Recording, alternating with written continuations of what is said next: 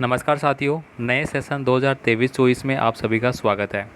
साथियों, इस वीडियो में हम बात करने वाले हैं कक्षा 9th के लिए अर्धवार्षिक परीक्षा या फिर आप त्रैमासिक परीक्षा जो भी आपकी अभी होने वाली है नए सेशन में, उसमें हम हिंदी का जो आपका पेपर है, किस प्रकार का पेपर रहेगा वो इस वीडियो में मैं आपको बताने वाला हूँ।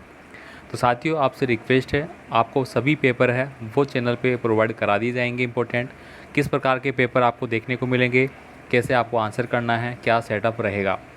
तो चैनल को सब्सक्राइब जरूर कर लेना। वीडियो अच्छा लगा तो लाइक कर देना और अपने दोस्तों को भी सेंड कर देना जो भी क्लास 9th में इस बार है, ताकि सभी को अपडेट पता लग जाए किस प्रकार का पेपर को आपको तैयारियां करनी है और पेपर का सेटअप किस प्रकार का रहता है। तो चलिए दोस्तों, इस वीडियो में मैं आपको मोस्टली बता देता हूँ कि आपका टॉपिक वाइज जो क्वेश्चन है वो किस प्रकार से रहेंगे। अगर यहाँ पे मैं बात करूँ, सबसे पहले आपको ऑब्जेक्टिव टाइप के क्वेश्चन वो देखने को मिलेंगे। टोटल नंबर ऑफ़ क्वेश्चन 6 रहेंगे। एक क्वेश्चन 1 नंबर का रहेगा। इस प्रकार से टोटल आपके 6 नंबर के क्वेश्चन रहेंगे। यहाँ पे दोस्तों अगर मैं मोस्टली बात करूँ तो यहाँ पे पहला प्रश्न आप देख रहे होंगे, सूरदास किस भक्ति शाखा के कवि है। अब अगर इन प्रश्नों को आप उठा के देखेंगे लास्ट ईयर के हिसाब से, तो ये त्रैमासिक परीक्षाएं, अर्धवार्षिक परीक्षाओं में पूछे गए प्रश्न हैं। इसलिए जो भी प्रीवियस ईयर की एग्ज़ामों में हो चुके हैं उनको आप ज़रूर देखें। PDF फाइल है दोस्तों, आपको टेलीग्राम व्हाट्सएप ग्रुप से मिल जाएगी, वहाँ से आप ले सकते हैं। नेक्स्ट देखिए, प्रेम वाटिका के रचनाकार कौन है। दो वर्णों के मेल से उत्पन्न विकार को क्या कहते हैं। अब यहाँ पे आपका ये जो क्वेश्चन है वो आपका व्याकरण से रिलेटेड हो गया, तो आपको व्याकरण पे फोकस भी रखना है कि व्याकरण से कौन कौन से टॉपिक अटैच है जिनसे आपके प्रश्न बन सकते हैं। अगला मैं बात करूँगा, हिंदी साहित्य का स्वर्ण युग माना जाता है जहाँ किसी शब्द की आवृत्ति एक से अधिक बार हो परंतु हर बार उसका अर्थ भिन्न हो, वहाँ अलंकार कौन सा रहता है। तिब्बत में सबसे खतरे की जगह कौन सी है। अब ये तो 6 प्रश्न हो गए आपके। इसके बाद आपके खालिस्तान यानी कि फिल इन द ब्लैंक वाले क्वेश्चन आपको मिलेंगे। ये भी आपके 6 होंगे और 6 नंबर के पेपर होंगे। यानी कि आपको objective typing, fill in the blank, true false और यानी कि आपके जो छोटे क्वेश्चन हैं, लघुतात्मक वगैरह, ठीक है, वन वर्ड वगैरह, ये सब आपको देखने को मिलेंगे। तो इस वीडियो में मैं आपको ओवरव्यू बता रहा हूँ कि एग्ज़ाम का तरीका कैसे रहेगा। तो मैं ओवरव्यू में आपको सारे क्वेश्चन पेपर बता दूंगा, ठीक है। अब यहाँ पे देखिए, फिल इन द ब्लैंक में जैसे कि पूछा गया है, महाकाव्य में जीवन का जो चित्रण है वो कौन से जीवन का चित्रण होता है।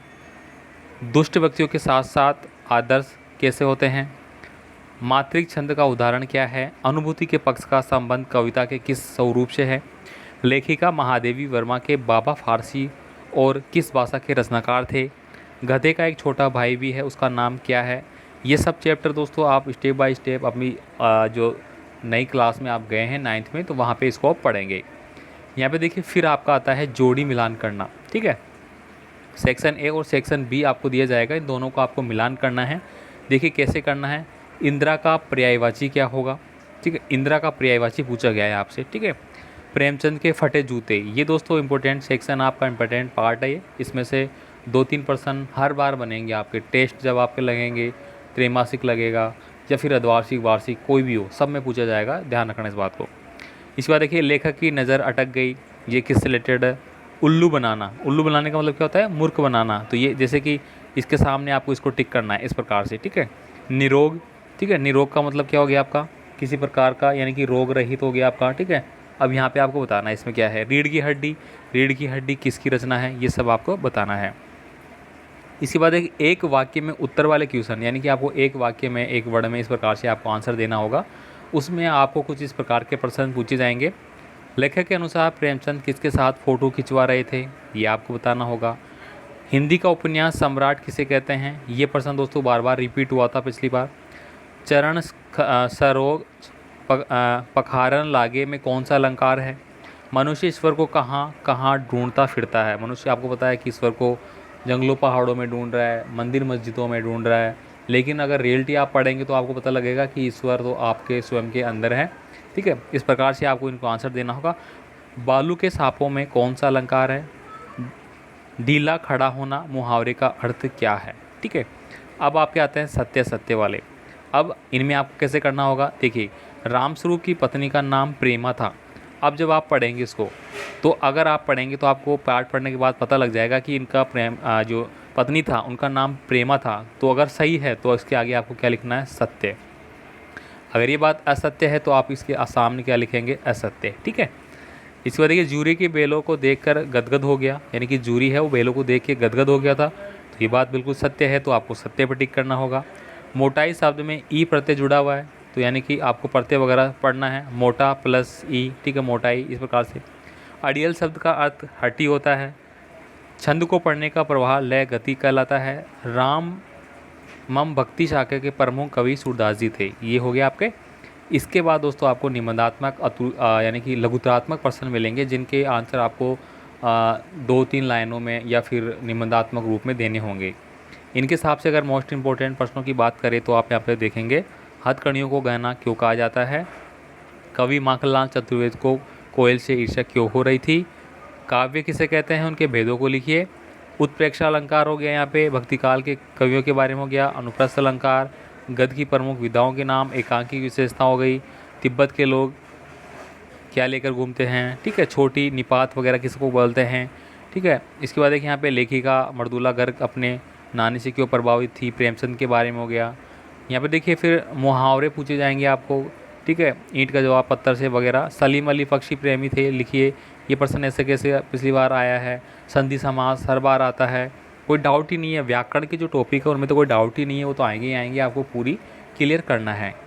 निम्नलिखित वाक्यों में उचित विराम चिन्हों का प्रयोग करना है आपको। क्या वह खाना खाया, ठीक है। अरे तुम कौन हो, तो यहाँ पे विस्मयबोधक चिन्ह आपका आता है। कुत्ता शेर बिल्ली पशु, तो कुत्ता शेर बिल्ली पशु, इस प्रकार से कॉमा वगैरह, ठीक है। अब यहाँ पे देखिए आपको एक पूछा गया है कि आपकी शाला में हेलेन केलर की तरह कोई विद्यार्थी है, तो आप उसका सहयोग कैसे करेंगे, ठीक है। अब यहाँ पे देखिए जानवर गधों का बारे में पूछ गया, यानी कि आपको गद्यांश वगैरह पूछे जाएंगे, वो आपके आगे गद्यांश के अकॉर्डिंग आपके क्वेश्चन आंसर आ गए। यातायात के नियम पूछ लिए गए हैं, ठीक है। ये एक और आपको गद्यांश दे दिया गया है, ठीक है, अपठित, ये पढ़ना है और प्रश्नों के आंसर देना है। लास्ट में आपको एक निबंधात्मक प्रश्न पूछा जाएगा, जिसमें कि आपको निबंध का लेखन करना है, जैसे कि कंप्यूटर आधुनिक युग का वरदान है, विद्यार्थी जीवन का स्वर्ण युग है, जीवन में खेल महत्व है, मेरी प्रिय पुस्तक हो गया, या कोरोना काल का हो गया, या फिर आधुनिक भारत हो गया, ठीक है, पर्यावरण पे हो गया, ये कोई से भी पूछे जाएंगे। तो इस प्रकार का सेटअप आपका रहेगा। तो मैंने हिंदी के वीडियो के बारे में, हिंदी के पेपर के बारे में इस वीडियो में हमने डिस्कस किया है। नेक्स्ट वीडियो में हम और भी सभी पेपरों के बारे में डिस्कस करेंगे, ताकि आपको सभी क्लियरफाई हो जाए और इम्पोर्टेंट प्रश्नों से आप अवगत भी हो जाए कि किस प्रकार आपको तैयारियाँ करनी है। आई होप आपको अच्छा लगा होगा वीडियो, तो प्लीज़ वीडियो को लाइक कर दे, दोस्तों को शेयर कर देना। और ये वीडियो MP बोर्ड के विद्यार्थी हैं उनके लिए है, ठीक है। धन्यवाद।